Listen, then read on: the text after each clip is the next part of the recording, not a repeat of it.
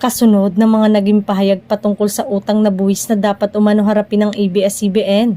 Sakaling mabigyan nito ng bagong prangkisa ay muling inilabas ng network ang naunang pahayag tungkol sa issue na ito na pilit na ibinibintang ng mga hindi pabor na muling makabalik sa ere ang ABS-CBN.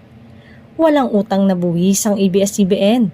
Ito nga mismo ay mula sa paglilinaw ng Bureau of Internal Revenue o BIR bilang reaksyon sa ulat na may malaki itong pagkakautang sa pamahalaan, dahilan para hindi ma-renew ang franchise at ngayong kasalukuyan na may nakabinbin na panibagong franchise. Ayon kay BIR Deputy Commissioner Arnel Guballa, walang pending tax issue ang ABS-CBN at nagbayad ito ng kabuwang 70.5 billion pesos sa buwis sa nakalipas na 17 years mula nang mawalan ito ng prangkisa, kung saan maituturing nila na isa ang kumpanya ng ABS-CBN ang pinakamalaking nagbabayad ng buwis sa gobyerno.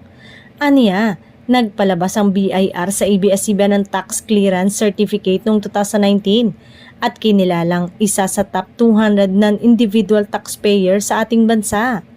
Maaalala na noong talakayin ng bagong prangkisa ng ABS-CBN, inihayag na ni Salceda na batay sa testimonya ng Securities and Exchange Commission at Bureau of Internal Revenue, wala ring nilabag na ownership restrictions at walang utang sa buwis ang naturang network company.